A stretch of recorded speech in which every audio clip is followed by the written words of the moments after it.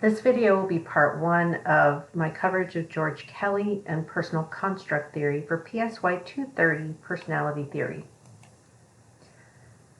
George Kelly he's one of those theorists that I really enjoy the way students respond to his work once they get through the weeds of how the theory is presented, because it kind of has this mathy feel to it with corollaries and positions and things like that. But once you get beyond that, he has this very pragmatic approach that's very cognitivist. And many students find that interesting and useful because they can apply it pretty directly to their own experiences. But it is a challenge to kind of get through the language that he chooses to use to describe things that makes it sound like you're testing theorems and things like that.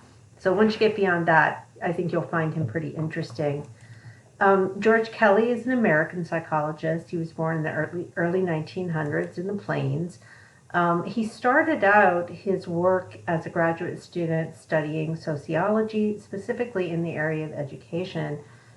He then went on, after getting his master's degree, teaching some basic courses at what would now be called a community college. Then he decided to further his education. He got a PhD in psychology at the University of Iowa, which at the time was fairly behavioral in approach. So you're talking about a time period where behavioral psychology was very strong in these large Midwestern universities, places like Iowa and Indiana, Kansas, Ohio State, and so on. He then went on, though, and he was studying in kind of a heavily behaviorally oriented department, but he was also studying clinical work. So he was in this really interesting position where he had a lot of training and information in an environment where behavioral theories were kind of the king. He was being trained in clinical work, which probably still had a great deal of the remnants of psychoanalytic theory. So he was kind of trying to toe this really interesting line between those two very different and oppositional points of view. And that kind of informed the way he was talking about clinical practice in his work. He then, during World War II, he shifted in a more experimental direction.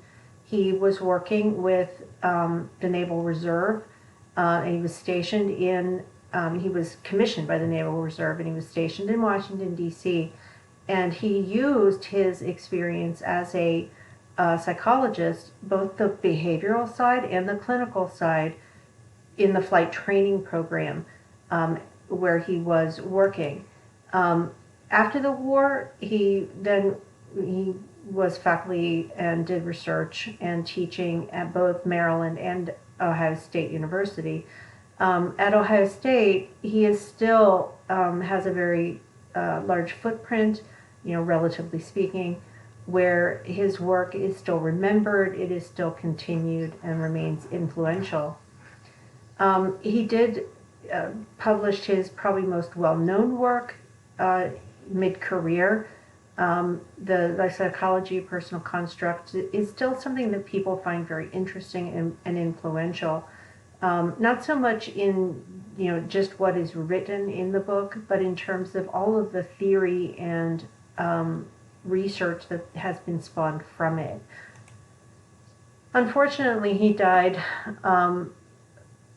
before, some have argued, before some of the full possibilities of his theory were reached. He had moved on from Ohio State and had taken a position at Brandeis, but became ill and died suddenly. So the basic approach to Kelly's model, and let me build just a tiny bit of context, because I think when we reach this point in the semester in this class, it's helpful to kind of take a step back and get a big picture. For most of the first part of the semester, we looked at psychoanalytic models, which are sometimes called conflict models, because basically starting with Freud and all the way through Erikson, what you're really talking about is clashing forces within the person that have to be managed. And essentially an ego or a self have to do that management either through defensive operations or some other function as identified by the research, or the theorist rather. So we have a lot of these psychoanalytic or conflict models. Then we have this transition into what some call alternative models of personality, which are essentially behavioral. So the radical behaviorists of the world, people like Skinner or Watson, take a real hard line that we never should look underneath the hood. We just look at behavior. Then you have some bridge theorists, people like Bandura and Beck, who say, but wait, cognition actually matters. Thinking matters. Motivation matters. And even emotion matter. So they kind of brought us back to saying, wait, we can't just look at behavior. We have to look at thinking, and we have to look at feeling, and we have to look at motivation.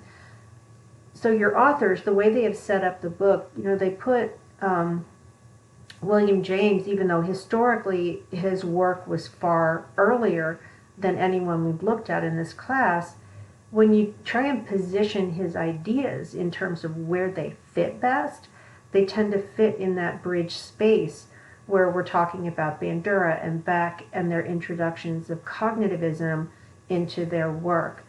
So now we move on to Kelly, and what you're really looking at with Kelly is we need to look at how people construct their understanding of reality if we're going to understand them well enough to help them. So, he comes at this from the clinician's standpoint, and his ideas were in many ways consistent with what would later be the approach taken by Aaron Beck, which is to say, you have to understand and analyze how people think about themselves and how they think about their world. What some theorists call these models, like Kelly's, to some extent like Beck's model, they call them consistency models, because basically the argument that Kelly's going to make is you have constructions that you make of the world. You have these ideas about how the world works and how it's set up, and you use those ideas to make judgments. When your predictions about the world are right, it feels good. When your predictions about the world are wrong, it doesn't feel good.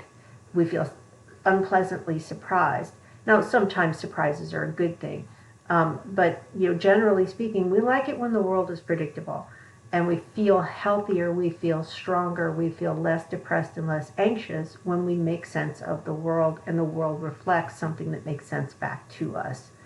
So these models are sometimes called consistency models because there's a human kind of preference for a world that is consistent with what we expect of it.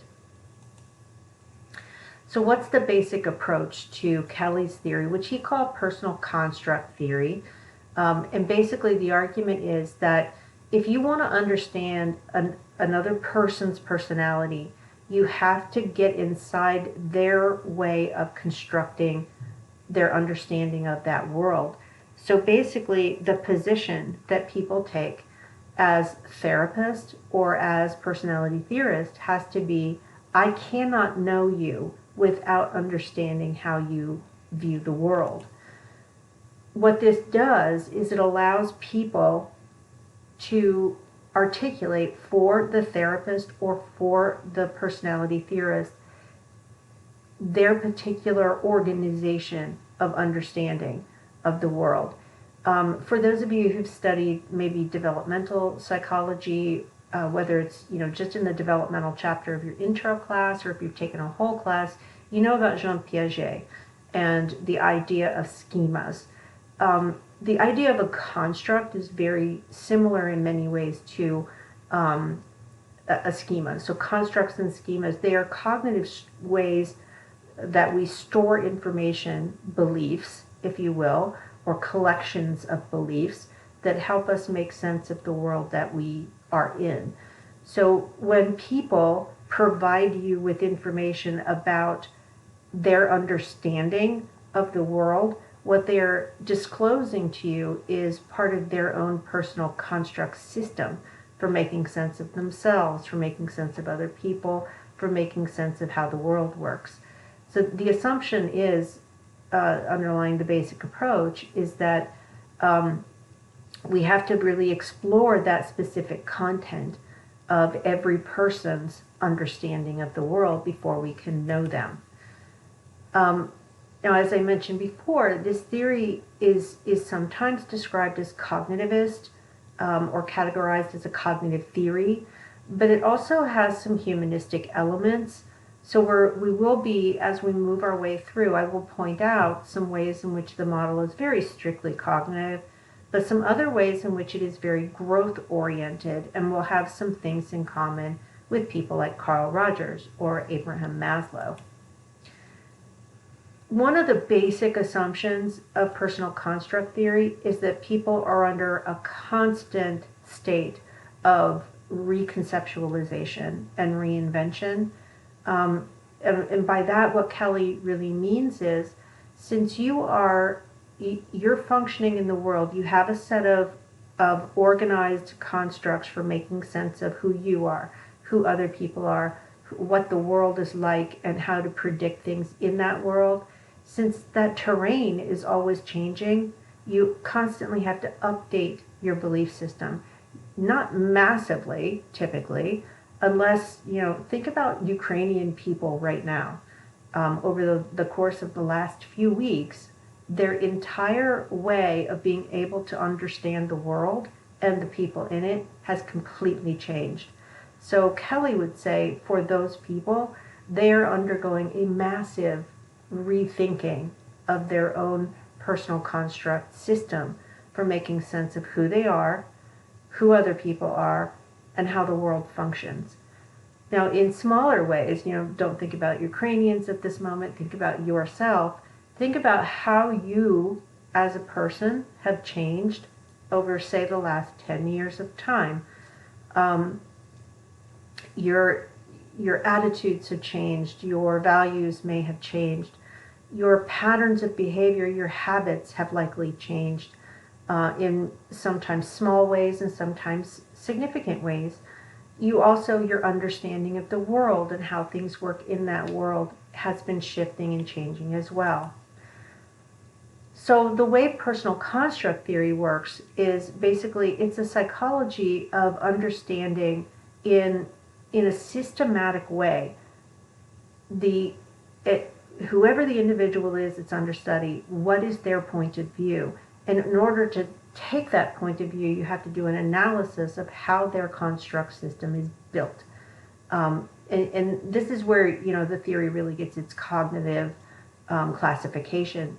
There's an assumption that there is an underlying structure of beliefs and ideas and attitudes and values that is housed in our minds that represents who we are as people.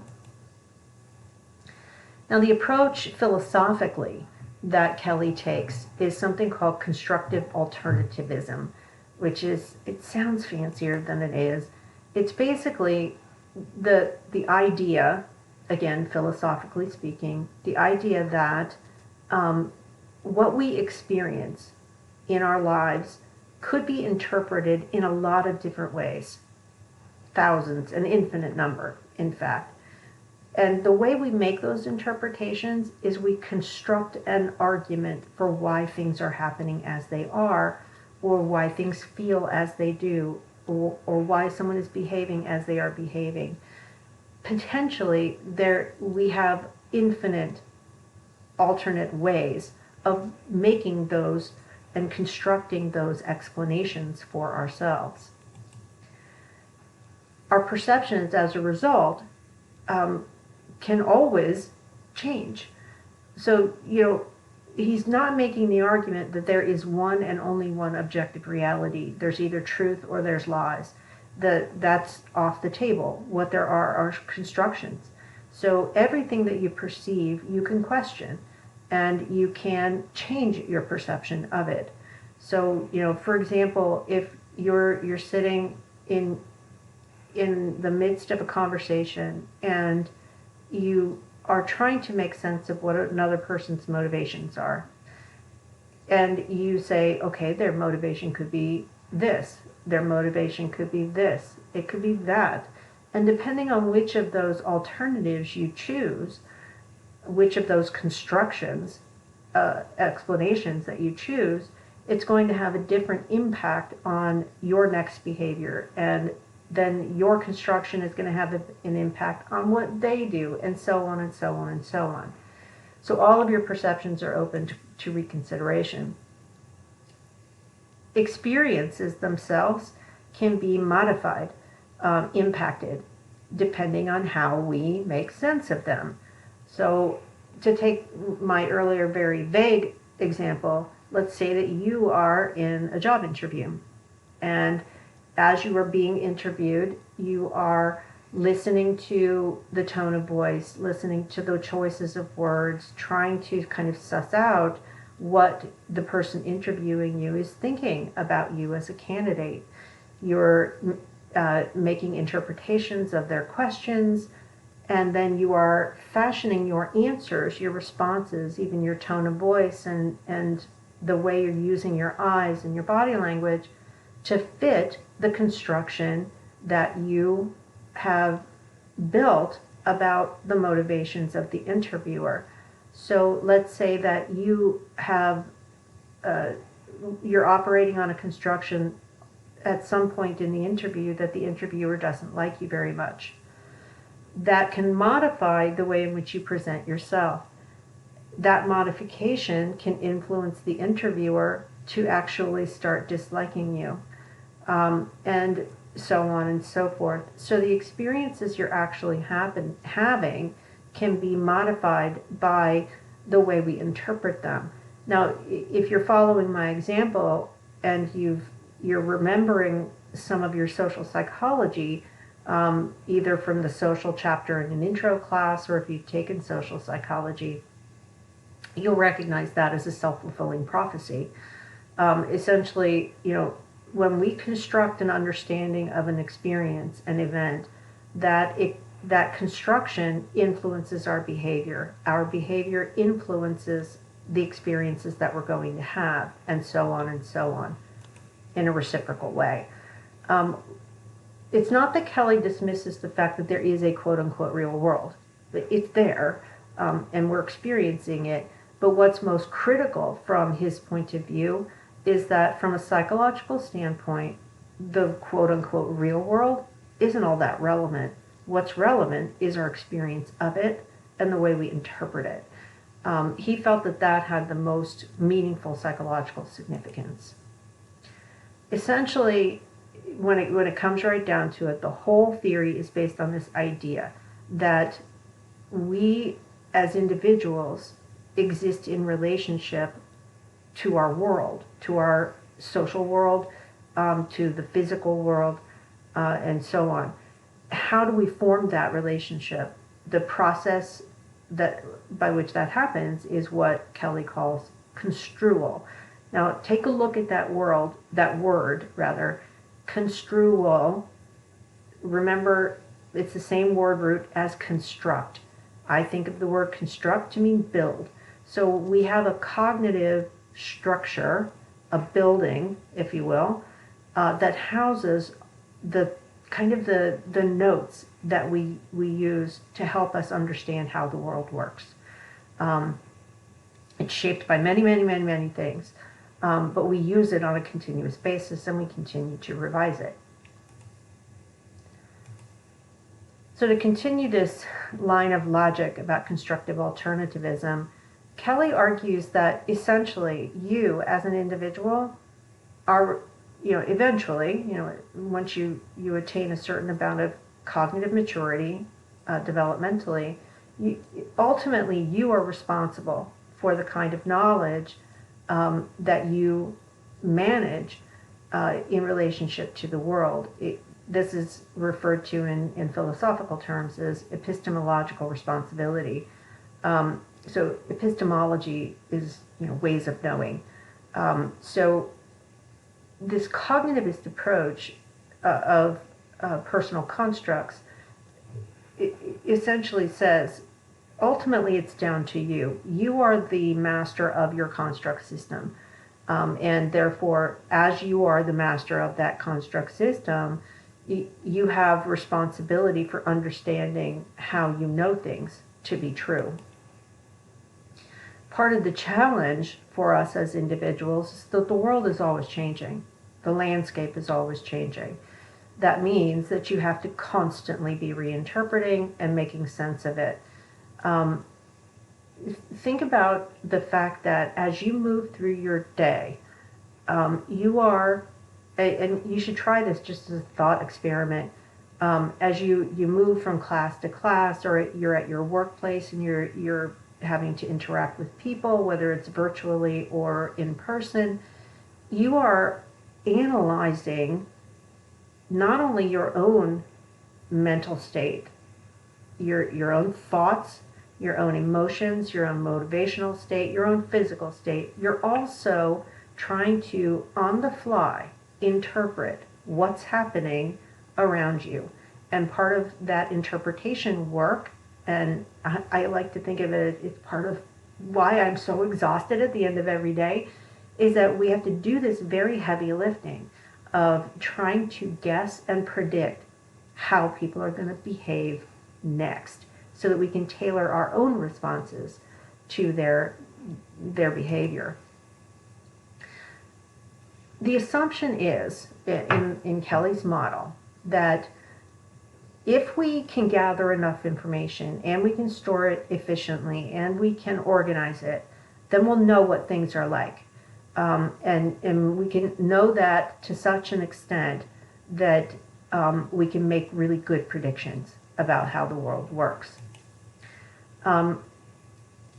We can't ever know fully. We may assume it. We may assume that eventually we can know exactly how things work and how they are. But Kelly argues that that may not be your best strategy. So essentially the way the human species has evolved is to say, you know what? We need shortcuts. We can't ever fully know everything. It would be nice if we could. We could. If we really took the time to investigate every little thing, we could find out enough information. We don't have that kind of time. So what we do is we adopt a strategy that says, what are the most likely interpretations? And he calls these various alternate interpretations constructive alternatives. What are they? Let's think about them. What's the most likely? So we adopt a kind of pseudoscientific approach to making sense of the world by saying, what are the most likelies based on my previous experiences of the world and of people in that world? What are the most likely? And we move through that analysis to make decisions. Now, here's where things start to sound really mathy. I remember reading Kelly originally when I was an undergraduate student and thinking that some of these early cognitive and behavioral theorists, it's like they were trying to pretend that their theories were really super scientific by making them sound mathy. I think for Kelly, he liked the clean structure of taking fundamental positions and then fashioning postulates, because that meant that you could take each one separately and test it. So he was taking a fairly scientific approach. So there's some basic elements to the fundamental positions. So first, the first element of this fundamental position is that we have a preference for actively anticipating what's going to happen next. So when I walk into a classroom, I have a pretty good idea of what's going to happen. Students are going to walk in the classroom. These days, they're going to have their masks on. They're going to sit in the seats that they've chosen. Usually, they're going to sit where they've always sat before, or at least in a general proximity of where they've sat before. We're going to start on time. We're going to end on time. Sometimes students will have questions, sometimes they won't. I have a general way of anticipating what's going to happen during that event. How do I know? Because I've experienced it before, because I have a general sense that my students tend to obey both the overt and the subtle rules of the teaching and learning situation. So essentially the fundamental position is we understand ourselves and we understand other people by noticing the ways in which we anticipate what will happen. How do we anticipate things? We guess what's going to happen based on what's happened in the past. Where do we store that past information? In our construct systems. So anticipation, that leads us to the second element of the fundamental position. We anticipate by tapping into our construction or the way we built an explanation. That's essentially a construction. So we look for the elements in the situation that are similar to things we know about already. It may be a little different, but we look for a template in our construct system for something that is familiar, something that is similar, and then we apply it. As we apply it, we note things that aren't working for us, and then we have to adjust our constructs. So, for example, I had a wonderful opportunity to go to St. Croix with the university chaplain right before the lockdown, right before the COVID lockdown started. So it was that spring break. I'd never been to St. Croix. We were doing, rehab on buildings. So we get to the island, we get to the place where we're staying, and I had to rely on what is my understanding of service work trips. I've been on service work trips before, did that as a teenager in my home church. We did work trips all the time. So I tapped into that old knowledge, and I used the constructs that I had laying around in my memory system of those kinds of experiences for what to expect, like communal meals and working with people that you don't know who may have awkward feelings about you working on their house while they're in it, things like that. So I took that construction and then applied it to this new situation. I had to make adjustments, little changes, because I was no longer a teenager. I was a genuine grown-up going on this work trip with a bunch of 20-something students. So that's how basically anticipation works. My expectations of the trip were heavily informed by my past experiences with something relevant that is similar. How we make sense of things, Kelly argued, was that our construct systems basically are built out of these building blocks that he argued were binary, meaning there's an either or. It's either yes or it's no. It's either a match or a mismatch, and so on. So events can be good or they can be bad. He argued that these dichotomies, these binaries, were start points. It's not that the world is necessarily built out of all things that are binary. It's more that we use that as a start point. It's a simple heuristic way of building a construct system. Things either fit or they don't fit into a particular construct. So for example, if I said, okay, when I say good date, what does a good date look like to you? Like a good first date, what would that be? And then what you would notice is there might be a tick list that you have of what are things that happen on a good first date. And then I say, so what are the things that happen on a bad first date? And you list those. What you'll notice is that the things on those two lists often are matching pairs. Like a good first date, you laugh a lot. A bad first date, you don't laugh at all. A good first date, you have things in common. A bad first date, nothing in common.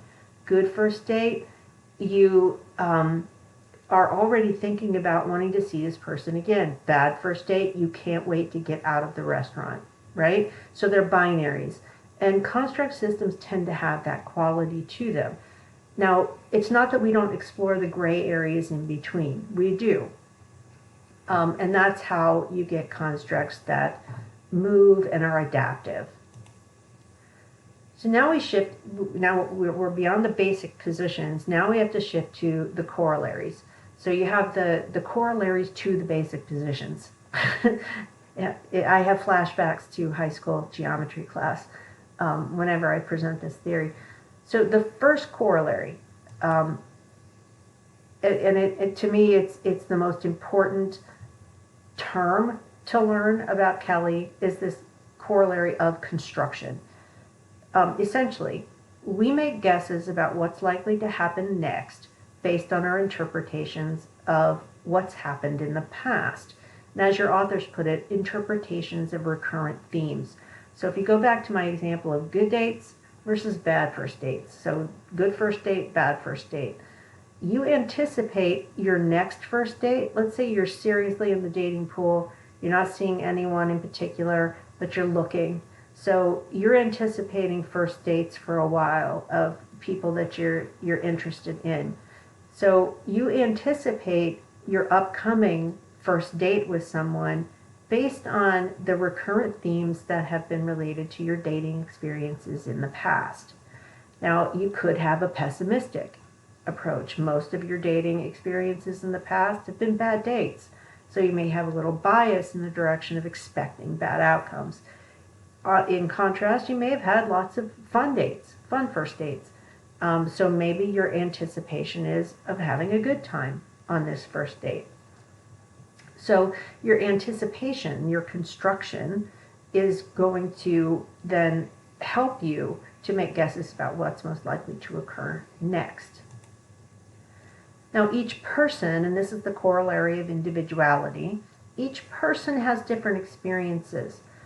So you may be that positive person who has had some fun experiences with first dates. You may look at them as a challenge, as an interesting opportunity for getting to know new and different people.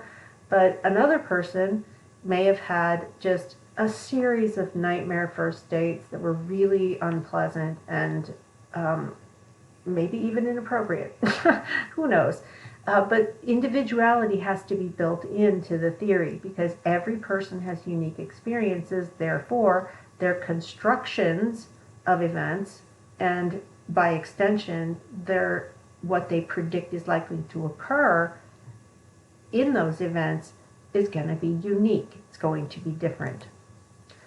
The next corollary is organization. Each person has their own unique organization of constructs. Now, Kelly argued that we have hierarchical systems of constructs. So like my first date construct would be housed within the system of meeting new people constructs, because not all the people you meet are people you're dating. It could be in the situation of meeting family members that are new, or meeting coworkers that are new, or trying to find a roommate, or whatever. So my first date construct may be in the hierarchy of different types of first meetings. So I have a first meeting construct that's overarching, and underneath that may be first dates. So we have these hierarchies of constructs that help to inform us. Like you have a general construct for you and how you approach meeting new people. And then under that, you have a whole bunch of different constructs for different kinds of first meeting situations. Some of them are transient, some of them are long-term, and so on and so on. The corollary of dichotomy states that your personal constructs are going to have two sides, basically. So we tend to use either ors to make decisions. Now, that's not to say that every single situation is going to be that easily constructed or explained, but he says our default position is to use a dichotomous construct so that we can make a broad prediction about what's most likely to happen. The next corollary is choice. We have to choose a construct, an aspect of the construct that we're going to prefer in a given situation. So we have to choose an alternative. I have a first date construct that I use. There are good first dates and there are bad first dates. So that's the dichotomy. If I walk into a date and I'm already leaning in the direction of perceiving this as a bad first date, I sit down, and that's going to then shape the range of future choices that I can make. So essentially, if I'm already leaning towards seeing this as a bad first date, what I'm remembering right at this moment is how my friends in graduate school set me up on a series of blind dates. I had a construct system for blind dates. Blind dates are always bad, was my construct system. And I had a sense of, a good date would be defined as this, a bad date would be defined as a blind date. So I'm being set up, and I walk into the blind date, and I sit down, and I'm like, oh, I'm already expecting this to be bad, and I dare you to prove otherwise, that this is actually going to be good. So we have to make a choice. We have to choose which dichotomous end of a construct we're leaning toward, and that's going to shape some of the future choices that we make in terms of our perceptions. Range refers to, so in number 5 it says, we extend our range of future choices. Constructs are going to be limited in terms of convenience. They're not going to be relevant to all situations. So like my first date construct isn't going to be relevant to meeting family members of my partner for the first time. There might be some overlapping elements, but it's really not going to be relevant for the most part. My construct for approaching conflict with my spouse isn't going to be the same as my approach to conflict with coworkers. Constructs are going to be limited in terms of their range. The next corollary is called experience. And basically, every new experience is going to challenge you to add information or delete information from your personal constructs. For going back to the good first dates, bad first dates. While my expectations of all these blind dates that my friends who must have thought I was completely pathetic in graduate school, there was one where I was just determined, when you've been set up by friends and the first question that one of these blind date people asks you is, if you could be any animal you wanted, what would it be? That is like my total definition of a bad first date, because don't ask that question. They set me up with someone else after that, and it turned out he was a lovely human being. We had a ton in common. There wasn't much of a spark there, but we ended up being friends. So I had to kind of reevaluate my first date construct system to leave open the opportunity that, yes, it's a setup for a date, but it could lead to a different kind of relationship altogether. So we're constantly revising personal constructs based on experiences that we have. And that leads to modulation. Not all of our experiences are going to make you revise your personal constructs. It can depend on the degree to which your constructs already are flexible. Some of our constructs are very, very hard and fast and impermeable. So as your authors put it, some of our constructs are concrete or impermeable, that therefore they are very resistant to modification. Constructs like this are often very values-based, so they're connected to very deep structure, long-held beliefs and values that we hold dear. Constructs that are more permeable tend to be situational, and we tend to be more fluid in our use of them. So they're constantly updating and updating and updating. If you think about these differences, and I'm not sure why Kelly chose the word modulation. It's just that some constructs can be moved, can be modified, can be built and rebuilt in different ways to update our understandings. Others just do not change, and they are constantly reinforced and built back up, even in the face of evidence that disconfirms them. The ninth corollary, gosh, there are a lot of corollaries, is something called fragmentation. So sometimes when you catch yourself behaving in a way that doesn't match your belief system, your construct system, and that leads to a state of fragmentation. So let's say you see yourself as a basically honest person. So your personal construct there are honest people and dishonest people, and I see myself as an honest person. Well, what if your behavior, you do something that is fundamentally dishonest? Right there, you're in a fragmented situation. And you have to backtrack and say, why did I do that? What was I thinking? How does this fit with how I see myself? Now, it's unlikely that you're going to say, guess I'm not an honest person after all. And I'm just going to say, no, I am a liar. That's unlikely. That is highly unlikely. Instead, what you would have to do is kind of build a little caveat off to the side so I'm still a basically honest person. I had good reasons for needing to lie, for example. The 10th corollary is called commonality, and this reflects the fact that we are social creatures. So we have experiences in some ways that are very similar to other people.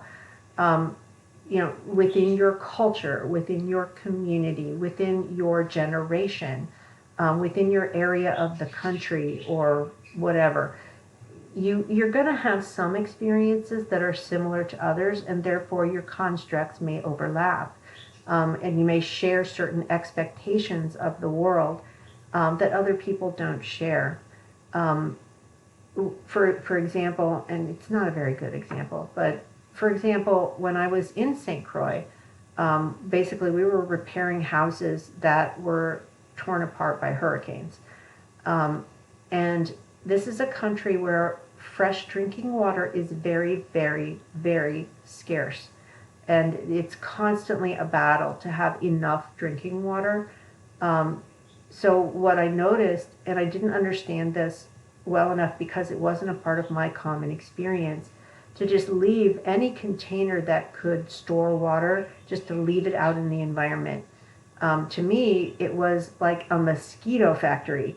And I was thinking, those all have to be dumped and turned over so that you're not having standing water all over the place. And what I was not understanding was that people would go out and get that water and dump it in their toilets so that they could use their toilets during times when the water was low or they just didn't have enough rain. So my common experiences were of having water that just magically comes to my house. Not of having to rely on catching water from the atmosphere when it happens to occur and then storing it, even though the storing of it was unsanitary. So it was beyond my common experience. But for people from St. Croix, that was normal, right? And then that leads to the final corollary in the theory, which is called sociality. And in this corollary, we can discuss with others their constructions. And we can communicate to others our own constructions. We can watch people and we can make guesses about their constructions. You spend a great deal of your time, for example, saying to yourself, why are they doing that? And then coming up with theories for why they're doing what they're doing. What you're doing is making guesses. Based on your own construct system, you're making guesses about what's going on underneath the hood in someone else's brain. Now, if you sit down with that person, you can do some investigation and find out whether you were accurate, inaccurate, partially accurate, and so on. So that's the sociality corollary. And that concludes part 1 of my coverage of George Kelly.